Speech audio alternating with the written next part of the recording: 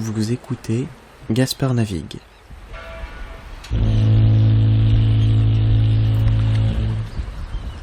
Un podcast où je navigue vers un monde plus tolérant. Bienvenue à bord. Je suis votre capitaine, Gaspard. Bonjour à tous, bienvenue à bord, bon retour dans Gaspard Navigue, merci d'avoir partagé les épisodes précédents, continuez à le faire, plus on est de fous, plus on rit, et plus je peux vous présenter les invités intéressants. J'espère que vous allez bien, cette semaine on continue d'explorer l'histoire de David, Escort Boy. Comme toujours, je suis impatient de continuer la discussion sur les réseaux sociaux, et si vous êtes intéressé, je pourrais vous proposer éventuellement un épisode épilogue, où David et moi, on répondrait à vos questions. Alors rejoignez la discussion sur les réseaux sociaux, #GaspardNavigue.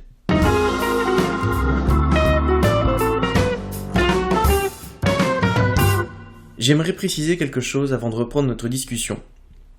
Le travail du sexe peut être choisi, comme c'était le cas pour David, et beaucoup d'autres j'en suis sûr, mais il est aussi subi, par des femmes majoritairement, avec des trafics à l'échelle internationale et des situations de séquestration et de manipulation. De nombreux rescapés parlent des violences subies et militent contre celles-ci, et j'ai l'intime et personnelle conviction qu'une reconnaissance légale totale de ce métier et la possibilité de s'établir légalement comme travailleur du sexe permettrait non seulement d'assurer la sécurité des travailleurs et de leurs clients, en leur permettant de faire attention à leur sécurité, à leur santé, de cotiser pour leur retraite, mais aussi d'avoir une éducation sexuelle correcte, et accepter cette profession comme un fait plutôt que faire semblant qu'elle n'existe pas, mais elle permettrait aussi et surtout d'éviter les situations de proxénétisme violent et de la prostitution forcée. Je pense qu'il est important de protéger les femmes, hommes et enfants de ce trafic en rendant le recours à l'illégalité non contrôlée obsolète. Dans cette série de 3 épisodes, la deuxième partie que nous nous apprêtons à écouter, c'est une partie de la discussion où David nous raconte quelques anecdotes et histoires qui lui sont arrivées pendant sa période de travail. Je pense que ces histoires sont intéressantes à écouter parce que David en parle sans tabou, mais aussi parce qu'elles permettent de mieux appréhender le fonctionnement de son métier.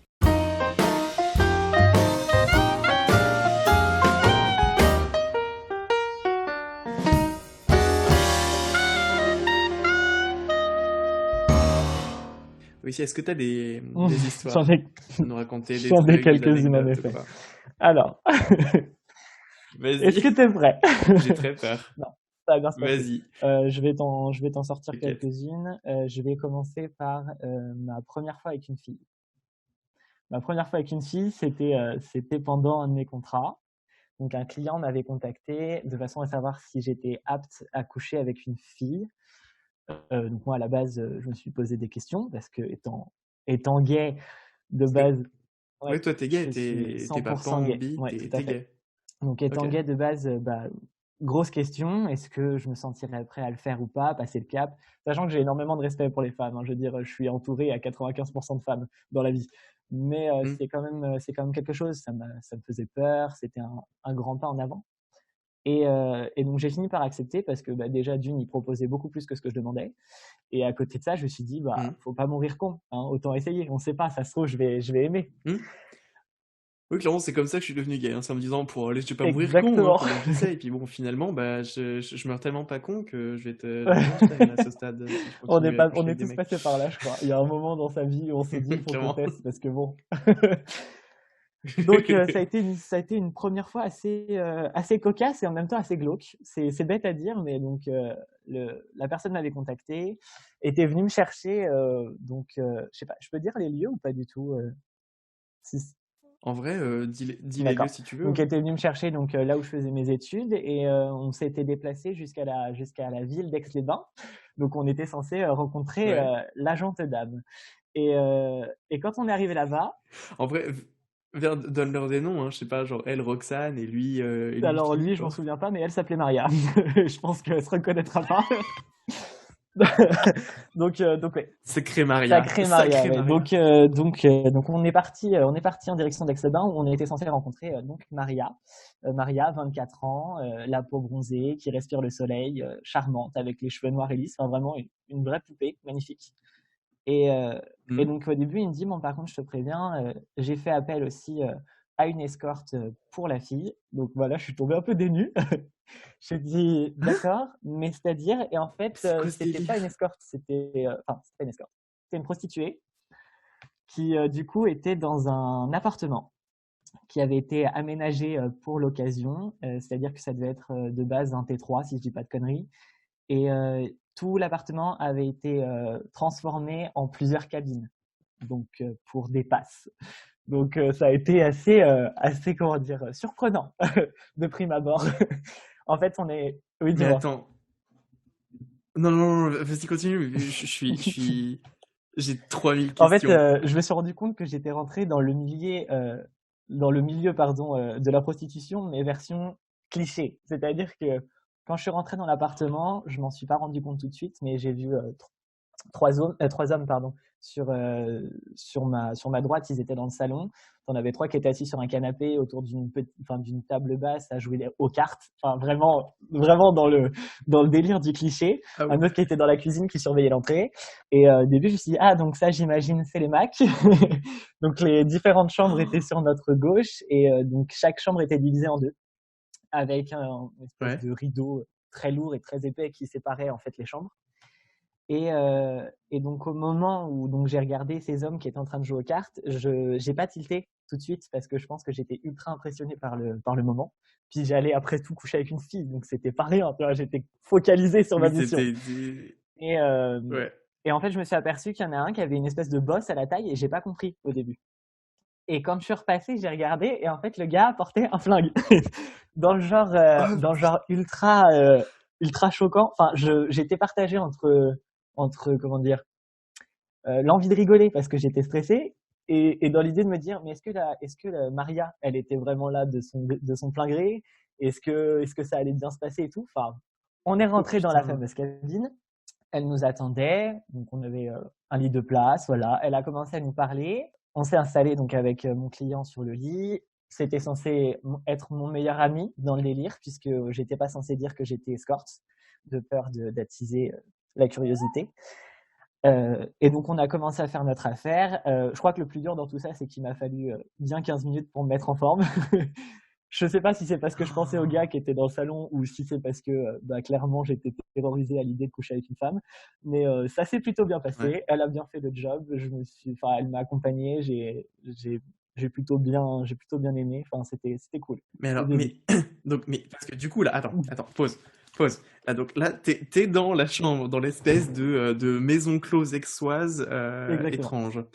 T'es, t'es avec deux femmes plus le Non, je suis client. avec un homme, enfin avec le client et juste Maria. Enfin, c'est-à-dire que sa collègue, Donc, t'es avec cette nana au milieu, mais en fait, c'était un plan à c'était un plan trois. à trois, tout à fait. En fait, il avait demandé D'accord. donc à la prostituée, enfin, il avait en fait vu avec la prostituée pour un plan à trois. Donc voilà. Et Ok. enfin, t'es pas au bout de tes peines parce que on fait notre affaire. Je finis par me mettre en position, si je puis dire. Et donc, le gars nous regarde. Donc, j'étais parti sur un plan à 3 de base, mais en fait, c'était plus un plan voyeur exhibitionniste. Genre, lui, il regarde, Il était quoi. posé, Ouais. enfin, il était posé à côté de nous et il nous regardait en train de faire, quoi. C'était sympa, en vrai, c'était cool. Jusqu'au moment où, donc, je suis en plein acte, je suis derrière elle et donc, je finis par faire ce qui se passe. Enfin, je finis par jouer, en gros. Je vais pour sortir d'elle Oui. et je m'aperçois que la capote a craqué. Voilà. Donc, petit conseil, petit tips, quand vous allez voir une prostituée, pensez à amener vos propres capotes. C'est plus intéressant au niveau de la qualité, je pense. Donc là, dans ma tête, c'est Ok, j'espère que vous écoutez tous ce qui est en train de se passer.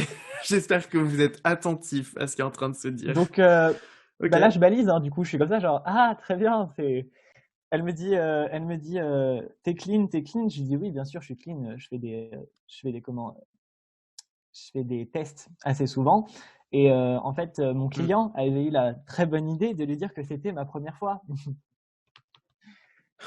Alors, quand on n'est pas aidé, c'est pas facile. C'est vraiment pas facile. Donc, j'essaye de m'arranger avec ce qu'elle vient de me dire. Je dis oui, oui, c'était ma première fois avec une fille et je l'avais pas fait souvent avec des hommes. Et je me suis toujours protégé, il n'y a pas de souci. Donc, ça a fini qu'elle nous a gentiment dit au revoir. On est repassé devant les Macs. j'avais genre les dents serrées en mode j'espère que je vais pas me prendre une balle. C'est quand même con de crever à 18 ans. À ce stade-là, t'avais 18 piges, quoi. J'avais 18 ans et c'était une de mes premières, enfin un de mes premiers clients en fait. Ça devait faire à peine 6 mois que j'étais Ok. dans le comment, dans le Oh, délire, dans le dans le business. business, dans le Exactement. game. Donc là, aujourd'hui, je t'en parle en rigolant, mais en vrai, enfin, je regrette, enfin, je regrette. Maria, je la connaissais pas. Ça se trouve, elle était vraiment là pour son plaisir, enfin pour son plaisir, pour 30% de son plaisir, et le reste, voilà, c'était peut-être Mhm. dans de bonnes conditions, mais au fond de moi, je me dis que ça se trouve, elle n'était pas là parce qu'elle en avait envie, contrairement à moi, qui ai fait mon choix. Mhm. Enfin, du coup, des fois, ça m'arrive de me demander ce qu'elle est devenue et si tout se passe bien pour elle, tu vois. Parce que du coup, tu fais une différence du coup entre escorte et prostituée. La différence, c'est que pour une prostituée, il y a un Mac ou... Pour moi, ça a toujours été ça, oui. À partir du moment où tu avais quelqu'un qui gérait tes clients, tu étais une prostituée ou un prostitué. Et à partir du moment où tu étais à ton propre compte, tu étais escorte.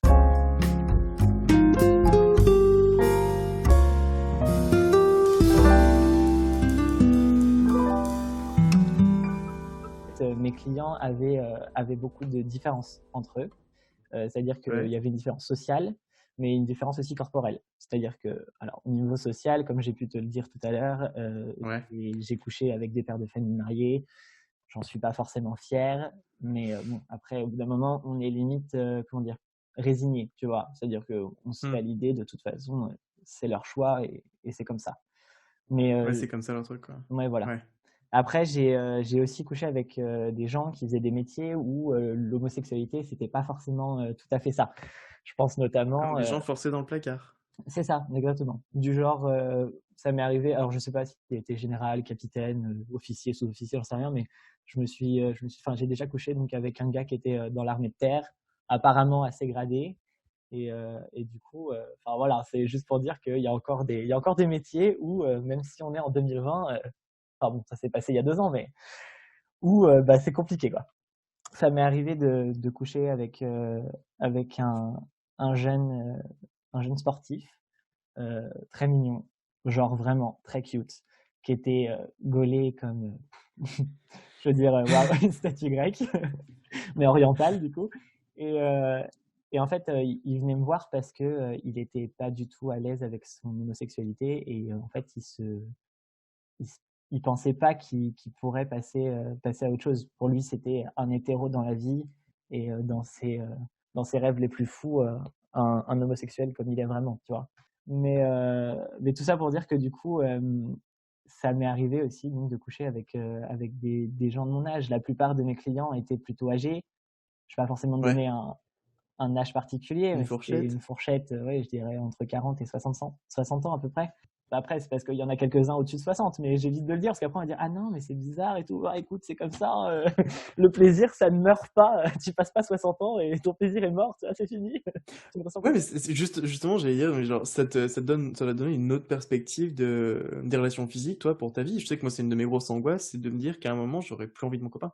Oui, c'est vrai. Ou genre, j'aurais plus envie de faire des trucs à un certain âge et tout. Parce que, à part Madonna, on voit personne, en fait, qui parle du fait d'être, non, mais c'est vrai, du fait d'être attirant ou sexy, passer 30 ans, parce que notre société nous pousse à dire qu'on est sexy entre 18 et 22 ans, quoi. Ouais, totalement. Bon, après, c'est pas mon cœur de cible. Donc, c'est vrai que moi, les 18-22 ans, personnellement, enfin, ils sont très gentils, hein, mais j'ai toujours préféré les 35-45 ans. Mais Oui, à côté de ça se ça, voit avec ton copain qui a quoi, 21 ans? oui. Non, mais c'est, ça, on coupe.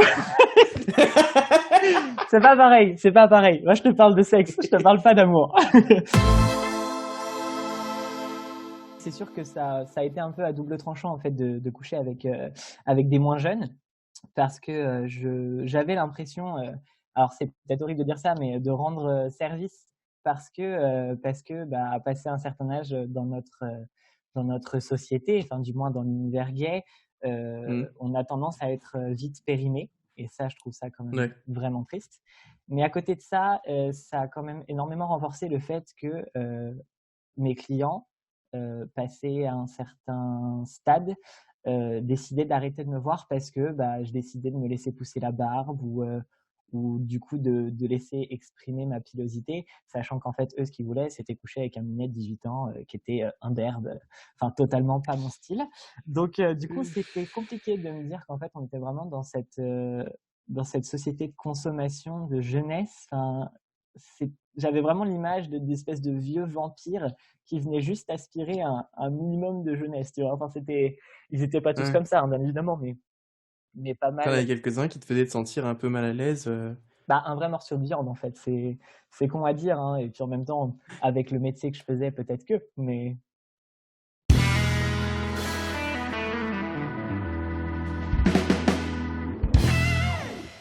Merci d'avoir écouté la deuxième partie de notre discussion avec David. La semaine prochaine, on parle de la fin de sa carrière d'escort boy. Continuons la discussion sur les réseaux sociaux. Si vous avez des questions pour David et moi, n'hésitez pas à me les envoyer et on pourra en reparler tous ensemble.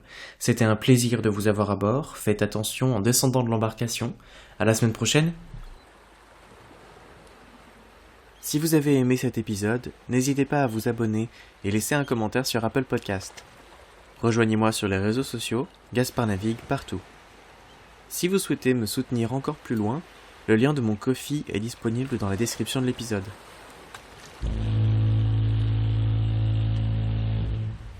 À la semaine prochaine.